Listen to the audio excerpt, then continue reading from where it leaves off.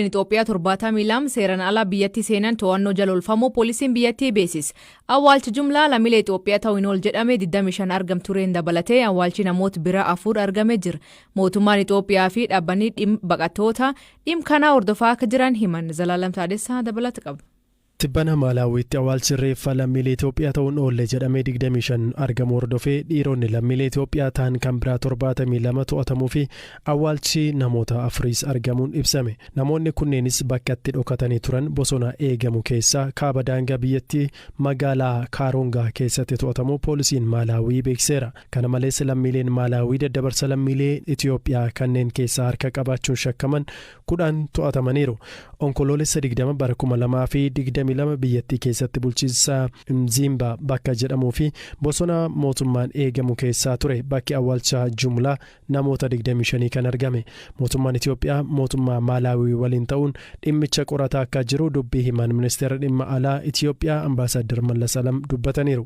Bakki awwaalchaa kunis bakka amma lammiilee Itoophiyaa 72 gaafa onkoloolessa 21 bara 2022 itti to'ataman irraa gara kibbaatti fageenya kiiloomeetira 300 irratti argama. Ijoollee dhiiraa naannichaa kanneen damma bosonicha keessaa muruu deemantu jalqabaa foolii qaama namaa tortoree cimaan itti dhufnaan booda immoo mataa dabalatee qaama nama biraa arguu dubbatan.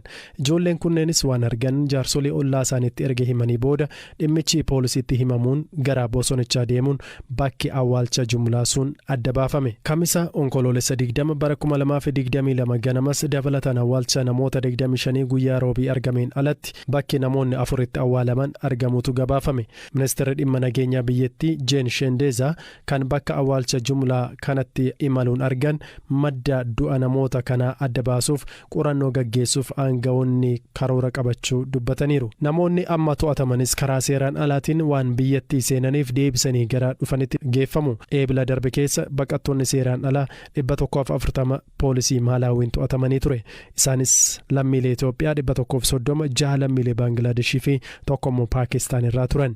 Namoonni karaa seeraan alaa biyyattii seenuun to'ataman kunneenis himannaan irratti dhiyaachuuf jira. Ammas lammiilee Itoophiyaa 72 fi lammiilee Malawii 10 kamisa to'ataman dhiyeenyatti mana murtiitti dhiyeeffamuun himannaawwan hedduu daddabarsa namoota seeraan alaa fi seerawwan immigireeshinii cabsuuf deebii akka kennan taasifama jedhameera. Haaluma wal fakkaatuunis dhaabbanni baqattoota idil addunyaa IOM ibsa onkoloolessa 20 baaseen dhimma awwaalcha jumlaa lammiilee Itoophiyaa Malawiitti argameen gadduu fi yaaddoo ibseera. Lammummaa fi haalli du'aa namoota kana qoratamaa jiraachuu kan ibsee dhaabbanni kun Malawiin godaantota gara Afrikaa kaabaatti imalaniif daandii akka taates kaaseera. Awwaalchi jumlaa kun argamu hordofee mootummaan Malawii balaaleffatee qorannoon akka taasifamuu fi namoota harkeessa qaban irratti tarkaanfiin cimaan akka fudhatamuu ibsa baasen beeksise. Dabalataanii daangaa biyyattii irratti to'annoo cimaa geggeessan himu mootummaan. Haa ta'u malee nama geggeeffamaa jiru xumuramee nagaan akka bu'u dubbata. Waraanii waliigaltee namoomatiif jecha baatiiwwan 5 dhaabbatee ture hagayya keessa deebi'ee yeroo sadaffaa fi eegaluun lolii cimaanii geggeeffamaa jira. Torbee kana loltoonni Itoophiyaa fi Eertiraa magaalota Tigraay deebi'anii qabachuun dhagahamaa jira. Ministeerri muummee Abiy Ahmed kana kan jedhan sirna wiirtuu gabbisa dandeettii naannoo Oromiyaa magaalaa Buraayyuutti ijaarame onkoloolessa 20 bara 2022 wayitaa eebbisiisanittidha. Ministeerri muummee Abiy kana kan dubbatan yeroo humni waraanaa biyyattii naannoo Tigraay keessaa magaalaa Shiree fi Kooram qabachuu beeksisettidha. Mootummaan Itoophiyaa walabummaa biyyaaf jecha buufataalee xiyyaaraa naannicha keessaa fi dhaabbilee federaalaa to'achuuf waraanicha gaggeessaa akka jiru ibseera. Mariin nagaa gamtaa Afrikaa jalatti gaggeeffama jedhames onkoloolessa 24 fuuldura kanaatti qabameera. Mootummaan Itoophiyaa marii kana irratti hirmaachuuf qophii ta'uu beeksus gama TPLF'n marii amma karoorfame kana irratti hirmaachuu ilaalsee wanti dhaga'ame hin jiru. Waraanni naannoo Tigraay sadaasa 4 bara 2020 eegaluun booda gara naannolee ollaa Amaaraa fi Afaaritti babal'achuun lammiileen miiliyoonaan lakkaa'aman akka jireenya isaanii irraa buqqifaman taasiseera. Waraanni waliigaltee namoomaatiif jecha baatiiwwan 5 dhaabbatee tures hagayya keessa deebi'ee yeroo sadaffaaf eegaluun lolli cimaan gaggeeffamaa jira. Ministeerri muummee Abiy garuu haalli kaaba Itoophiyaa jiru xumuranii argata. Nagaanis ni bu'a. Misoomaan obboloota keenya Tigraay cinas ni dhaabbannaa jedhan. Bilchiginnaachinin beenyaa udumeenna yaallan. Badhaadhina keenya umriima keenyatti argina. Wal gargaarree haa hojjennu. Tokko haa taanu. Sanyiin waliin qoodnu. Amantiin waliin qoodnu. Wal haa jaallannu. Itoophiyaan biyya nu geessudha. haala kanaan imalli badhaadhummaa keenya ni ariifata. Yeroo gabaabaatti akka ta'us abdiin qaba. Haalli kaaba Itoophiyaa jirus ni xumurama. Nagaa ta'a. Akkasiin wal waraanaa ittiin fufnu. Obboloota keenya kaaba jiran cinaa dhaabbannee misoomsuuf yeroon isaa dhiyoo akka ta'u abdiin qaba. Galatoomaa. Ministeerri Muummee Abiy yeroo gabaabaatti nagaan isin bu'aa waraanichi isin xumuramaa haa jedhan malee karaa marii nagaa ta'uu fi waraanicha injifachuun ta'uu wanti adda baasanii himan hin jiru. Mariin nagaa karoorfamus waraanni naannicha keessaa akkuma itti fufetti jira. Waraana marroo sadaffaaf Tigraay keessaa raayyaa ittisa biyyaa fi humnoota TPLF gidduutti gaggeeffamu keessatti waraanni Eertiraa hirmaachaa akka jiran TPLF dabalatee biyyootni lixaa himaniiru. Eertiraan waraana marsaa jalqabaa keessattis hirmaattee ture. Mootummaan Itoophiyaa jalqabarra loltootni Eertiraa waraanicha keessatti akka hin hirmaanne haaluun boodarra akka gadhiisetti biif kan duraan hin beekamneen yakki daa'imman irraa raawwatamu dabalu poolisiin magaalattii beeksise. Koomishiniin poolisii magaalaa Finfinnee Daayireektara Kominikeeshinii kataan Koomaandar Marqos Taddasaa daa'imman irratti kanaan dura yakki raawwatamu turuu hima. Yeroo dhiyoo as garuu yakkootni suukaneessoo fi adda ta'an raawwachuu eeruun kan isaan ga'uu himan.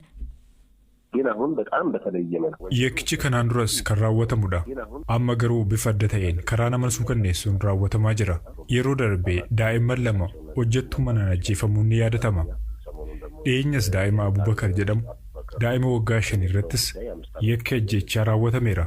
Dhugaa dubbachuudhaaf yakki daa'immanii fi dubartoota irratti raawwatamu akka Koomishinii Poolisiif magaalaa Finfinneetti isaan kaanirra xiyyeeffannoon addatti kennamee yakka qulqulleeffamee murteen itti kennamudha. Bara 2014 keessa yakkoota raawwataman keessaa parsantaa 77 ta'u irratti qorannoon gaggeeffamee murtoon akka kennamu ta'eera. Amma garuu yakkoonni adda ta'an daa'imman irratti hojjetaman jiru. Yeroo baay'ee daa'imman irratti yakka kan hojjetu namoota isaanitti dhiyaatudha. Kun ammoo yakkicha ittisuudhaaf to'achuuf rakkoo ta'a. Koomaandar Marqos ajjeecha daa'ima Abubakar jedhamirraa raawwatee fi yakkichi akkamiin ittisuu danda'ama akka jedhirraatti akkan jedha. Baay'ee kan nama gaddisiisu daa'imni kun gaafa guyyaa 5 ji'a 2ffaa bara 2015 gara sa'aatii 11 walakkaa bade.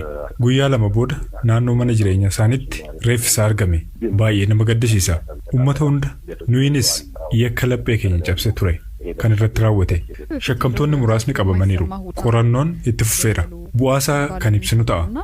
Yakki kun haala kanaan daa'imman irratti raawwachuun qorannoo bal'aa gaafata. Yakki raawwatu miidhaa saalaa qofaa miti.